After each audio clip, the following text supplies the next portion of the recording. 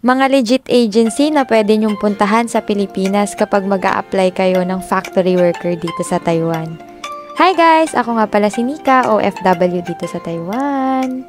Marami tayong time, kaya magbibigay tayo ng mga agency na legit para makatulong sa inyo sa pag-a-apply nyo ng factory worker dito sa Taiwan. May kopya na naman ako. And itong mga agency na babanggitin ko sa inyo guys, ito yung mga agency na napuntahan ko. Random ko siyang sasabihin, walang top 1, top 2, top 3, walang ganun. Pero uunahin ko na yung agency ko na nakapagpaalis sa akin kasi marami ding nagtatanong. Ang agency ko sa Philippines guys is JS Contractor. Ipa-flash ko na lang dyan sa screen para makita nyo. JS Contractor, legit yung agency na yan. Located yan sa may Intramuros.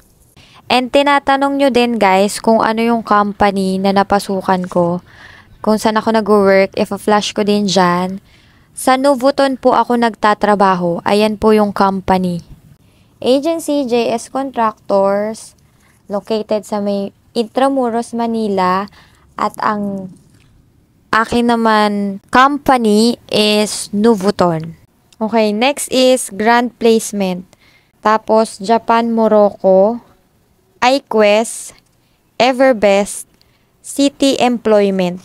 Ay ang mga binanggit ko na yan na Grand Placement, Japan Morocco, iQuest, Everbest, tsaka City Employment. Matatagpuan nyo lang yan sa Manila lahat. So pag nandun kayo sa Manila, mag-isahang apply lang kayo or mag-isahang pasa lang kayo ng application nyo. Mag-agency hopping kayo dun. Kasi ganun yung ginagawa ko. Pag nasa Manila ako, pinupuntahan ko na lahat ng agency dun sa Manila. Lahat nga pala ito napuntahan ko, yung mga sinabi ko sa inyo. Yung ibang agency kasi na napuntahan ko, hindi ko na siya natatandaan. So, ito talaga yung mga natandaan ko kasi dito ako nagpabalik-balik ng mga agency. Ano pa? MIP at saka Jediga, located siya sa Project 8 sa May Muñoz. So, i-check nyo yung mga FB page nila. Nakalagay naman doon kung ano yung hiring nila. Ano pa? Jobman at saka Skyborn sa Makati naman to. Yun. And last is Filsino. Ito medyo malayo talaga. Paranaque. So, yun guys, ayan yung mga agency, mga legit agency na napuntahan ko nung nag-a-apply ako ng factory worker dito sa Taiwan. So, again, check nyo yung FB page nila kung online application ba sila or walk-in. Para pagpunta nyo doon, hindi masayang yung punta nyo. And syempre, sipagan nyo din mag-apply. Sipagan nyo din magtingin ng mga hiring nila. And may mga nagtatanong din pala kung ano daw yung agency na mabilis magpaalis. Guys, kasi depende yan sa pangangailangan ng company dito sa Taiwan. Kung kailangan na agad nila ng tao, mas mabilis kayong makakaalis. Pero kung hindi, magwe-wait talaga kayo. Sa case ko nga noon guys, 2 months nga lang ay nakaalis na agad ako. Kasi nga, urgent hiring yung company namin noon nung nag-a-apply ako.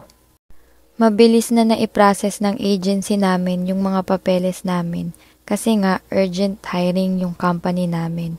Meaning, nangangailangan agad sila ng tao. By the way guys, hindi nga pala kayo sa akin mag-a-apply. Diyan sa mga agency na nabanggit ko, diyan kayo mag-apply. Isa lang din kasi akong factory worker dito sa Taiwan. Nagbibigay lang ako ng tips and ideas sa inyo para malaman nyo kung papaano mag-apply at kung saang agency kayo pupunta. Kaya guys, check nyo yung mga FB page ng mga agency na yan kasi nagpo-post naman sila kung hiring sila at kung kailan yung mga exam at mga interview dates nila. Sipagan nyo lang din talaga mag-abang at mag-apply. So kung may mga question kayo, mag-comment lang kayo ha. Sa abot ng makaya ko again, sasagutin ko kayo. At oo nga pala guys, mag-ingat kayo, please beware sa mga fake agency at mga scammer ha. Nabudol din ako once. Hindi pala once, maraming beses. Kaya talagang natuto ko sa pag-a-apply ko. Dati nag-a-apply ako, may folder pa ako Nung nabudol ako, sabi ko lapitin yung mga may folder pag nag-a-apply. lapitin ng mga scammer tsaka mga fake agencies. Kaya nung nag-a-apply ako, backpacker na ako, tas nilalagay ko sa harapan. So, para hindi kayo mabudol, be smart pag nag-a-apply kayo. Pag may money involved agad, X na yun agad. 'Di ba? Marami pa ring mga company na no placement fee. So, maghanap lang kayo, guys.